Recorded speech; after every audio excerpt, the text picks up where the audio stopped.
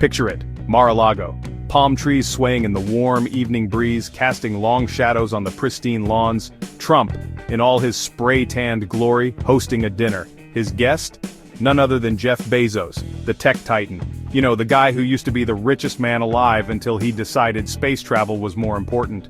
The steaks were huge, sizzling on the grill, filling the air with a mouth-watering aroma. The egos at the table were even bigger. Trump was probably rambling about something, maybe windmills, his favorite topic to rant about. He could go on for hours about how they ruin the landscape and cause cancer.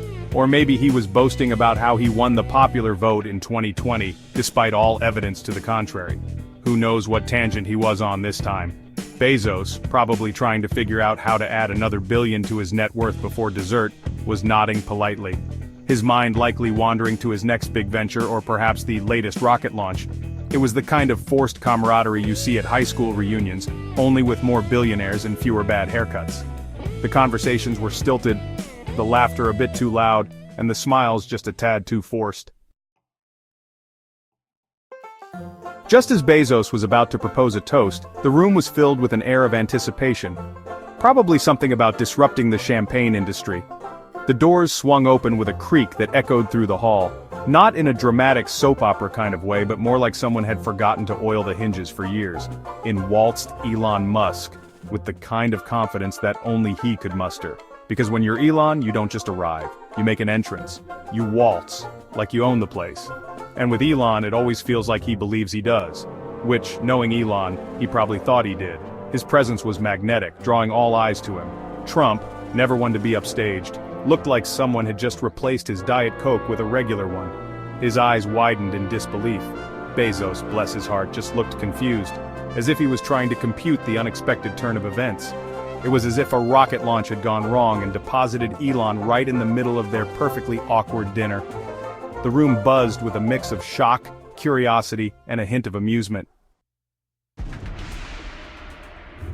Now, if looks could kill, Elon would be launching himself to Mars for real. His enthusiasm for space exploration is unmatched, and his vision for humanity's future among the stars is both inspiring and, at times, overwhelming. Lauren Sanchez, Bezos's better half, was giving Elon the kind of side-eye that could curdle milk. Her expression was a mix of disbelief and irritation, as if she couldn't fathom how someone could be so oblivious to social cues. It was the look of someone who just realized their quiet evening was about to turn into an episode of Keeping Up with the Billionaires.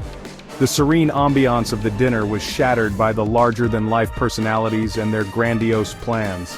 Elon, oblivious as ever, probably launched into some spiel about Mars colonization or electric cars. His passion for these topics is well known, and he can talk about them for hours without noticing the growing discomfort of his audience. Maybe he challenged them to a rocket race. The idea of a space race between these two titans of industry is both thrilling and slightly absurd, yet entirely plausible given their competitive nature. Who knows with this guy? Elon is known for his unpredictable behavior and wild ideas, which often leave people around him either in awe or in a state of confusion. Trump, because he loves a good show, probably ate it up. His penchant for drama and spectacle means he likely found the whole situation highly entertaining.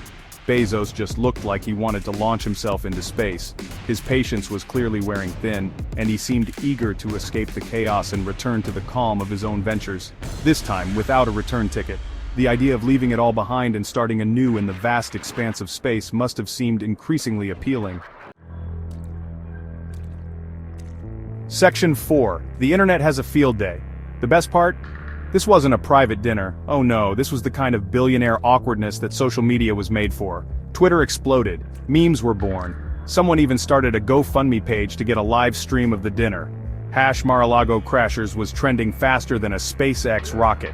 There were jokes about who had the bigger rocket. Spoiler alert, it wasn't Bezos. There were jokes about Trump's hair. There were jokes about how much money these guys could have donated to charity instead of having this awkward dinner. Section 5 billionaires, they're just like us? No. In the end, the dinner probably broke up. Maybe they all agreed to disagree. Maybe Elon challenged them to a duel using flamethrowers, of course. Or maybe they all just went back to their ridiculously expensive lives, leaving the rest of us to marvel at the awkward spectacle. Because that's the thing about billionaires. They might have more money than we can imagine, but they can still be just as awkward and ridiculous as the rest of us, maybe even more so. And honestly, that's kind of comforting.